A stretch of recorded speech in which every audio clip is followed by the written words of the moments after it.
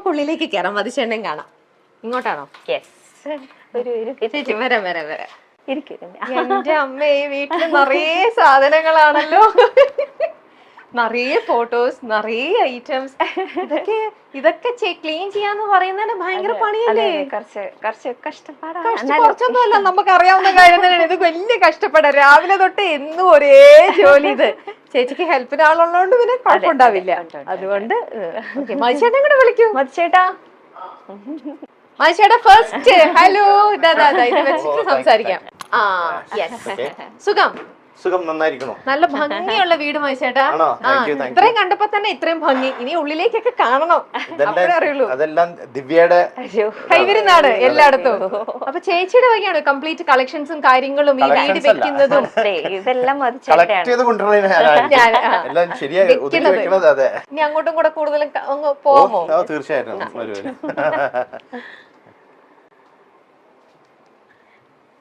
ഈ ആന്റിക് പീസസിനോട് അങ്ങനെ എന്തൊക്കെയാ നോക്കിയത്, എത്ര സാധനങ്ങളാണ്. ഇവിടെ ഒന്നും ഒതുങ്ങിയിട്ടുണ്ടാവില്ലല്ലോ മുള്ളുണ്ട് കുറച്ച്. ഇതിപ്പോ അവസാനം കിട്ടിയൊരു കുറച്ച് ദിവസം മുമ്പ് കിട്ടിയ ഒരു അവാർഡാണ്. ഇതിലുള്ളതെല്ലാം തന്നെ അവാർഡ്സ് ആണ്. ചായ റെഡി, വന്നപ്പോഴേ ചായയൊക്കെ റെഡി ആയത്. Thank you. ഇതൊക്കെ പ്രത്യേകിച്ച് കുട്ടികളുടെ ഇഷ്ടത്തിന് അങ്ങനെയൊന്നും വെച്ചിരിക്കണമെന്നല്ല.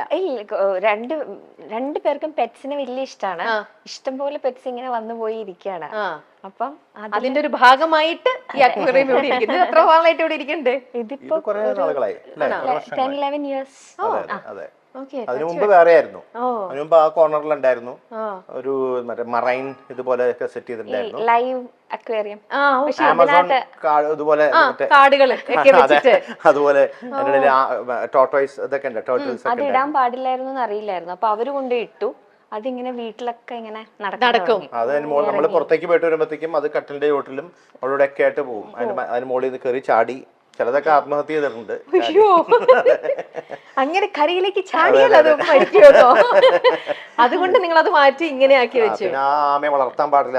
അതെ, പിന്നെ അങ്ങനെ ഒരു റൂള് വന്നല്ലോ, അങ്ങനെ ചെയ്യാം. പണ്ട് എല്ലാരും റൂളല്ല, ആ ആമയെ നമുക്ക് വളർത്താം. പക്ഷെ അത് ആമസോൺ ഇതിൽ ഉള്ള ആമയാണത്, ഒരു പച്ച കളർ ആമ. അത് ഹസാഡാന്നൊക്കെ പറഞ്ഞിട്ട് ഓരോ യൂട്യൂബ് വീഡിയോസ് ഒക്കെ വന്നിരുന്നു. അങ്ങനെ ഇവിടെ ഒരാള് വന്നിട്ട് അതിനെ കൊണ്ടുപോകുന്ന ഒരാളുണ്ട്. അയാൾ വന്ന് കൊണ്ടുപോയി. അത് മറ്റുള്ള ജീവികൾക്ക് ദോഷമാണെന്ന് ഇവിടത്തെ. ഇപ്പൊ നമ്മളത് പുറത്ത് അഴിച്ചു വിട്ടാലും വെള്ളത്തിൽ കൊണ്ടുവന്നിട്ടാലും ഒക്കെ ഇവിടെയുള്ള മറ്റുള്ള ജീവികൾ നമ്മുടെ ഇവിടത്തേക്ക് സെറ്റ് ആയിട്ടുണ്ടാവില്ല. ഓക്കെ. മനുഷ്യന് ഇഷ്ടമാണ് ഇങ്ങനത്തെ പെറ്റ്സും കാര്യങ്ങളൊക്കെ? ഭയങ്കര ഇഷ്ടമാണ്. അതല്ലേ ഏറ്റവും വലിയ പെറ്റ് അല്ലേ? ഞാൻ നിങ്ങളുടെ ഇന്റർവ്യൂല്, എനിക്ക് പിന്നെ ഇന്റർവ്യൂ നല്ല, നമുക്ക് പേഴ്സണലി അല്ലാണ്ട് നല്ല പരിചയമുണ്ട് ഇവരെ കുറിച്ച്, അല്ലാതെ തന്നെ അറിയാം. എപ്പോഴും അതെ ചേച്ചിയാണ്. എന്താ, ഞാൻ വേറൊരു കാര്യം കൂടെ ഉണ്ട്. ചേച്ചിക്ക് അറിയോ, സോഷ്യൽ മീഡിയ തുറന്നു കഴിഞ്ഞാൽ മതിച്ചേട്ടന്റെ ഒറ്റയ്ക്കുള്ള ഇന്റർവ്യൂവിനെക്കാട്ടിലും ഭയങ്കര റീച്ചും ഭയങ്കര പബ്ലിസിറ്റി ഈ ചേച്ചിക്കാണ്. സീക്രട്ട് ആണ് മനസ്സിലാവുന്നത്. രമേഷ് പിഷാരുടെയും ധർമ്മജനും പോലെയാണ്. അത് കലക്കി കേട്ടാ, അത് കലക്കി ശരിക്ക്. അപ്പൊ ധർമ്മജൻ ഒറ്റയ്ക്ക് നിൽക്കില്ല, വരുമ്പോൾ ഭയങ്കര ക്ലിക്ക് ശരിക്കും കേട്ടോ. ഭയങ്കര ഒരു ചേച്ചി പറയൂ, അതിന്റെ പിന്നിലത്തെ രഹസ്യം എന്താണ്? എന്തായിരിക്കും മൈച്ചേട്ടാ? ഈ മൈച്ചേട്ടാ ഒരു ദിവസം എത്ര തവണ വിളിക്കും? എന്ത് ചോദിച്ചാലും എന്താ മൈച്ചേട്ടാ, എല്ലാം മൈച്ചേട്ടന്റെ അടുത്താ ഞാൻ ചോദ്യങ്ങളെല്ലാം. ഇവിടെ അത് നിങ്ങളുടെ പടമല്ലേ? അതൊക്കെ ഓരോ ആരാധകരെ ചിലതിലൊക്കെ ഞങ്ങളെ പോലൊന്നും ഉണ്ടാവില്ല കേട്ടോ കാണാൻ. എന്നാലും നമുക്ക് മനസ്സിലാവുമല്ലോ അത് നിങ്ങളുടെ തന്നെയാണ്. ഇത് ചേച്ചിയുടെ, നിങ്ങളെ രണ്ടുപേരിലും ചേച്ചി വരയ്ക്കും അല്ലേ? ഞാൻ പറഞ്ഞു കോളേജ് വരെയൊക്കെ ചെറുതായിട്ട്. പക്ഷെ രണ്ട് കുട്ടികളും വരയ്ക്കും. ഞങ്ങക്ക് നല്ല ചായയൊക്കെ ഉണ്ടാക്കി തന്നത് ഇതാ നമ്മുടെ മതിച്ചേട്ടന്റെ സ്വന്തം അമ്മയാണ്. ഞാൻ ഇത്ര നേരം കിച്ചണിലൊക്കെ നിന്ന് സംസാരിച്ചത്. നമുക്ക് അമ്മയുടെ അടുത്ത് വിശേഷങ്ങളൊക്കെ ചോദിക്കാം. അമ്മ ഞാനിത് വെക്കുകയാണ്, മൈക്ക് വെക്കുക. നല്ല ചായ ആയിരുന്നു കേട്ടോ, നല്ല സൂപ്പർ ചായ. ചേച്ചി എങ്ങനെയുണ്ട് ചായ ഉണ്ടാക്കാൻ? അമ്മയുടെ അത്ര വരുമോ? പിന്നെ നല്ല ചായ നല്ല ചായ ഭയങ്കര ഇഷ്ടമാണ്. ആണോ? ദിവ്യ ചേച്ചി ഏറ്റവും നന്നായിട്ട് ഉണ്ടാക്കുന്ന ഭക്ഷണം എന്താ? ദിവ്യ കറികളൊക്കെ നന്നായിട്ടുണ്ടാക്കും. പിന്നെ പ്രത്യേകിച്ച് പിറന്നാളൊക്കെ സദ്യ ഉണ്ടാക്കാൻ സദ്യയാണോ ദിവ്യ ചേച്ചിയുടെ? അങ്ങനെയൊന്നും ഇല്ലാണ്ട് അമ്മ ഭയങ്കര കുക്കാ. എന്താ മതിച്ചേട്ടൻ പറയൂ, ദിവ്യ ചേച്ചിയുടെ ഏറ്റവും നല്ല ഡിഷ് എന്താ ഉണ്ടാക്കണേ? എനിക്ക് ദിവ്യ ഉണ്ടാക്കണതിൽ മോരുകറി ഇഷ്ടമാണ്, അവിയൽ ഇഷ്ടമാണ്, സാമ്പാർ. സാമ്പാറ്. അമ്മ ഉണ്ടാക്കുന്നതിലോ? അമ്മ ഉണ്ടാക്കണതെല്ലാം ഇഷ്ടമാണ്. ഇവിടെ നല്ല ഭംഗിയുള്ളൊരു കിച്ചൺ ഒക്കെ ഉണ്ട് കേട്ടോ. നല്ല നമ്മുടെ എല്ലാവരുടെ വീട്ടിലുള്ള പോലെ നല്ലൊരു മോഡുലർ കിച്ചൺ. സർപ്രൈസ് വിസിറ്റ് ആയിരുന്നു ഇതൊക്കെ, അതുകൊണ്ടാണ്. പക്ഷെ എന്നാലും നല്ലൊരു കിച്ചൺ. നമ്മുടെ ഇവിടെ നിന്ന് ഉണ്ടാക്കുന്ന ഭക്ഷണമാണ് നമ്മുടെ പ്രിയപ്പെട്ട ഗായകൻ ഇതൊക്കെ ആൾക്കാർ അറിയണ്ടേ ഇതൊക്കെയാണെന്നുള്ളത്. എല്ലാവർക്കും വലിയൊരു ഇതാണ് മതിച്ചേട്ടനായിരിക്കും കഴിക്കുന്ന ഭക്ഷണം, എങ്ങനെ ജീവിക്കുന്ന രീതിയൊക്കെ. അപ്പൊ അതൊക്കെ എല്ലാവർക്കും അറിയണ്ടേ. നമ്മളെ പോലെ തന്നെ നല്ലൊരു ലവ്ലി ആയിട്ടുള്ള ഒരു കുടുംബം. ഇത് ഇവിടെ ഒരു വർക്ക് ഏരിയ. ഇനി നമുക്ക് അടുത്ത സ്ഥലത്തേക്ക് പോകാം. അതെന്താ മനുഷ്യരുടെ ആനിമൽ? അത് അനിമലിന്റെ മലയാളത്തിൽ ഞാൻ പാടിയിട്ടുണ്ട്, മലയാളം വേർഷൻ. അപ്പൊ അവര് ടി സീരീസും അതിന്റെ പ്രൊഡക്ഷൻ യൂണിറ്റ് ഒക്കെ അവര് അയച്ചു തന്നതാ. ഞാൻ അവിടെ ഇങ്ങനെ നോക്കിയപ്പോ കണ്ടു ആനിമൽ ഇതുമായിട്ട് മതിച്ചേട്ടൻ വിചാരിച്ചു. Okay, okay. ഇത് കഥകളിയൊക്കെ ഇഷ്ടമാണോ? പിന്നെ കാണാനൊക്കെ ഇഷ്ടം പോലെ.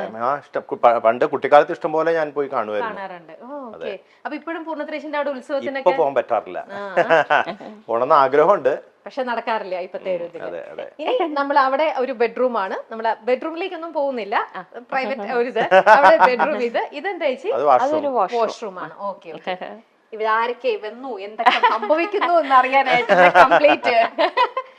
ഓക്കെ. ഇവിടെ ഒന്നും നിങ്ങൾ ഇരിക്കാറുണ്ടോ ടി വി കാണാൻ വേണ്ടി? അച്ഛന്റെ സീറ്റാ. ഓക്കെ. ചേച്ചിയുടെ അച്ഛനും അമ്മയും ആണല്ലേ? ഓക്കെ. ഇത് ചേച്ചിയുടെ അമ്മ, എന്റെ അമ്മ. അത് പിന്നെ പറയേണ്ട ആവശ്യമില്ല, അതുപോലെ തന്നെ ഇരിക്കണം. കാണാൻ അതേപോലെ തന്നെ പകർത്തി വെച്ചിരിക്കണ പോലെ തന്നെ. സുഖമായിട്ടിരിക്കുന്നോ? സുഖം. ഈ ദിവ്യ ചേച്ചി എപ്പോഴും ഇങ്ങനെ ചിരിച്ചോണ്ടിരിക്കുന്നത്, അതിന്റെ സീക്രട്ട് എന്താ? അത് അമ്മയുടെ അടുത്ത് തന്നെ ചോദിക്കട്ടെ. എപ്പോഴും ഇങ്ങനെയായിരുന്നു ചെറുപ്പം മുതലേ? എന്താ നിവേദിത ചേച്ചിയും എനിക്കറിയാം. ദിവ്യ ചേച്ചി ചിരിക്കുന്നതിനെക്കാട്ടിലും ഫുൾ ടൈം ഈ ദിവ്യ ചേച്ചി കുറെ നോക്ക്, ഫുൾ ടൈം ഇങ്ങനെ ചിരിയാണ്. അത് എന്താ അമ്മയ്ക്ക് എന്താ തോന്നുന്നത്? അത് അമ്മയുടെ തന്നെ ഒരു ഇതാണോ അതോ അച്ഛന്റെ ആണോ? ആരുടെ രീതിയാണ് കിട്ടിയിരിക്കുന്നത്? ചിരിക്കാറില്ല ഇല്ലേ? നമ്മള് ലേഡീസ് ആണല്ലേ കൂടുതൽ ചിരിച്ചോണ്ടിരിക്കണത്. ചേച്ചിയുടെ ദേഷ്യപ്പെട്ട ഒരു രൂപം അതെന്ന് പറയണത് അങ്ങനെ ഉണ്ടാവാറുണ്ടോ? വളരെ റയറാണ്. ഓ, ഓക്കെ. അത് ഞാൻ മധുചേട്ടന്റെ അടുത്ത് ചോദിക്കട്ടെ കാര്യം. അങ്ങനെയൊന്നും ഇല്ല, പറ്റൂല ആണല്ലേ? വളരെ സ്വീറ്റ് ആയിട്ടുള്ള ഒരു അല്ലേ? ഓക്കെ. ചായ ഒക്കെ കുടിച്ചോ? ഓക്കെ. ഞങ്ങളെന്നാ ബാക്കി ഇതിലേക്ക് പോട്ടെ. ശരി കേട്ടോ അമ്മ, ടേക്ക് കെയർ. കാണാം. അപ്പൊ അത് അമ്മയുടെ മുറിയായിരുന്നു. അതിലേക്ക് പോവാമോ? പോവാം. ലൈറ്റ് ഇല്ലാതെ പോയി, കഷ്ടം. അതാ കറണ്ട് പോയിരിക്കാണ് കേട്ടോ. ഞങ്ങൾ ഇൻവേർട്ടറിലാണ് ഇപ്പൊ ഇതെല്ലാം ഇട്ടിരിക്കുന്നത്. അതുകൊണ്ട് എല്ലാ ലൈറ്റ്സും നമുക്ക് ഓണായി കിട്ടില്ല. നമ്മൾ പോകുന്ന വഴിയിൽ നിറയെ ഈ പെയിന്റിങ് ഇതെല്ലാം നിറഞ്ഞ് കൃഷ്ണനും ഉണ്ണിക്കണ്ണനും. ഇത് ശിവകുടുംബം. അതെ, അതും ആശ ചേച്ചിയുടെ. Okay, okay. എന്റെ അമ്മ, ഇത് എവിടേക്കാ സമ്മാനങ്ങൾ വെച്ചിരിക്കുന്നത് വീട്ടില്? ഇടയില്ല മതിച്ചേട്ടന്റെ ഇതൊക്കെ വെക്കാനായിട്ട്. കംപ്ലീറ്റ്. എവിടെയാണ് അച്ഛൻ? ഓക്കെ. അച്ഛൻ കിടക്കാണെങ്കിൽ വിളിക്കണ്ട, നോക്കാം. അച്ഛൻ വായനയിലാണ്. ഒന്ന് വന്നാ ബുദ്ധിമുട്ടാവോ?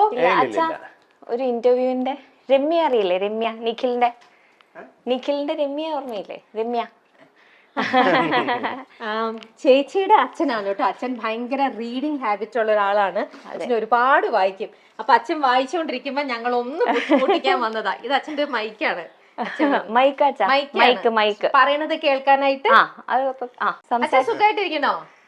പിന്നെ ചായ കുടിച്ചോ? ചായ കുടിച്ചു. എന്ത് ബുക്കാ ഈ വായിക്കുന്നേ? അയോധ്യ.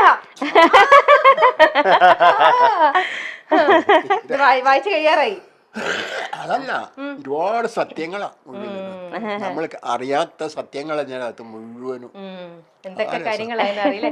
ഈ മക്കൾക്കുണ്ടോ ഇതേപോലെ റീഡിങ് ഹാബിറ്റ്? മക്കൾക്ക് വായിക്കാനുള്ള ശീലമുണ്ട്. ഉണ്ട്. ആ മകനില്ല.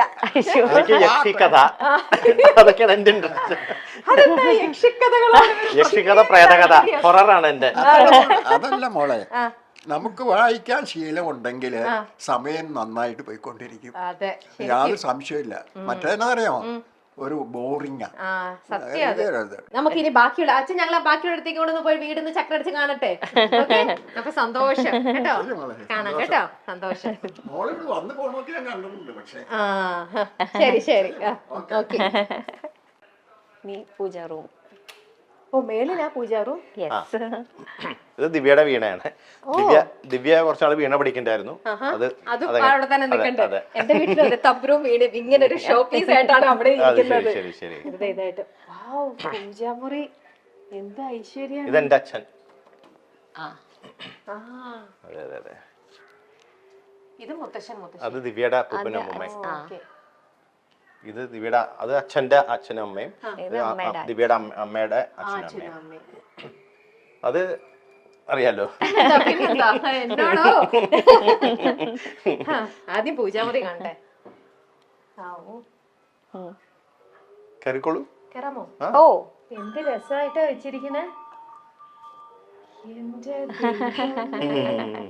ഞാനൊരു എല്ലാവരും ഉണ്ട് ഇവിടെ. ഒരു സ്ഥലത്ത് ചെന്ന് ഇങ്ങനെ കാഴ്ച വസ്തു എല്ലാവരും ഉണ്ട് ഇവിടെ. അമരോത്ഭവ മാതാവ്, വേളാങ്കണ്ണി മാതാവ്, എല്ലാരും ഉണ്ട്. ഇതിപ്പോ മനുഷ്യരുടെ പാടാൻ പോകുമ്പോഴും അമ്പലത്തിൽ നിന്നും ഒക്കെ അല്ലാതെ മറ്റേ നാഗൂറിലെ പള്ളിയില്ലേ, മുസ്ലിം പള്ളി, നാഗൂർ പാപ്പ എന്ന് പറയും. നാഗൂർ അതുകൊണ്ട് എല്ലാരും ഉണ്ട്. ഇത് ഇത്രയും ഭാഗം കൂടെ കാലിയുണ്ടോട്ടോ. ഇവിടെ ഇനി ആകെ സ്ഥലം കുറച്ച് ഇവിടെ നിന്ന് മദ്രാസിലേക്ക് എടുത്തോണ്ട് പോയി. പിന്നെ ഇത് ഇങ്ങോട്ടേക്ക് തെക്ക് ദർശനമാണല്ലോ, അതുകൊണ്ട് അധികം അവിടെ വെക്കാൻ പറ്റില്ല. മധു ബാലകൃഷ്ണൻ എന്ന പേര് കേൾക്കുമ്പോൾ മനോഹരമായ സ്വരമാധുര്യമായിരിക്കും പലരുടെയും മനസ്സിൽ നിറയുക. മധു ബാലകൃഷ്ണന്റെ മനോഹരമായ ആലാപന മികവിൽ പ്രേക്ഷക ഹൃദയങ്ങൾ കീഴടക്കിയ ഗാനങ്ങളും ഏറെയുണ്ട്. ദക്ഷിണേന്ത്യൻ ചലച്ചിത്ര ഗാനാസ്വാദകർക്കിടയിൽ ഇന്ന് ഏറ്റവും പ്രിയങ്കരമായ ശബ്ദമാണ് മധുവിൻ്റേത്. ബാല്യത്തിലെ ആരംഭിച്ച കർണാടിക് സംഗീത പഠനത്തിന്റെ പിൻബലം മധു ബാലകൃഷ്ണന് സ്വരശുദ്ധിയും ഭാവശുദ്ധിയും നൽകിയപ്പോൾ അതിമനോഹരമായ ശബ്ദത്തിനുടമ കൂടിയായ മധു ബാലകൃഷ്ണൻ മറ്റ് ദക്ഷിണേന്ത്യൻ യുവ ഗായകർക്കിടയിൽ തീർത്തും വ്യത്യസ്തനായി. 2002 വാൽക്കണ്ണാടി എന്ന ചിത്രത്തിലെ അമ്മേ അമ്മേ എന്ന പാട്ടിലൂടെ കേരള സംസ്ഥാന ചലച്ചിത്ര പുരസ്കാരത്തിന് മധു ബാലകൃഷ്ണൻ അർഹനായിട്ടുണ്ട്. സംഗീത ലോകത്ത് ഇനിയും ഏറെ ദൂരങ്ങൾ താണ്ടി നിരവധി അംഗീകാരങ്ങൾ മധു ബാലകൃഷ്ണൻ നേടുമെന്നാണ് സംഗീത പ്രേമികളുടെ എല്ലാം ആഗ്രഹം. അദ്ദേഹത്തിന്റെ വീട്ടുവിശേഷങ്ങളാണ് ഇപ്പോൾ ശ്രദ്ധ നേടുന്നത്. എറണാകുളത്താണ് അത്യാധുനിക സൗകര്യങ്ങൾ അടക്കമുള്ള മധുവിന്റെ ലക്ഷറി ഹൗസ് സ്ഥിതി ചെയ്യുന്നത്. മധുവിനൊപ്പം സ്വന്തം അമ്മയും ഭാര്യയുടെ മാതാപിതാക്കളുമുണ്ട്. ചെന്നൈയിലും മധു ബാലകൃഷ്ണന് വീടുണ്ട്. 2 നിലകളിലായി സ്ഥിതി ചെയ്യുന്ന വീടിനകം നിറയെ മധുവിന് സംഗീത ലോകത്ത് നിന്നും ലഭിച്ച അംഗീകാരങ്ങളാൽ നിറഞ്ഞിരിക്കുകയാണ്. അമ്പലത്തിന് സമാനമായ രീതിയിലാണ് വീടിന്റെ രൂപകൽപ്പന. മൃഗസ്നേഹികളാണ് മധുവിന്റെ കുടുംബം. അതുകൊണ്ട് തന്നെ നിരവധി നായ്ക്കളും അക്വേറിയവും എല്ലാം വീടിനുള്ളിലുണ്ട്. മാധവം എന്നാണ് വീടിന് ഗായകൻ പേര് നൽകിയിരിക്കുന്നത്. മൂത്തമകൻ പിറന്നതിന് ശേഷമാണ് വീട് വാങ്ങിയത്. അതുകൊണ്ടാണ് വീടിന് മധുവും ഭാര്യയും മാധവം എന്ന് പേരിട്ടത്.